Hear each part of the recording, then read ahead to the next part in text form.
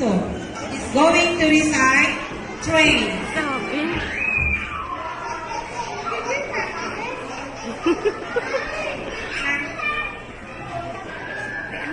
Trains for the mountains, over the plain, over the river, here comes the train, carrying passengers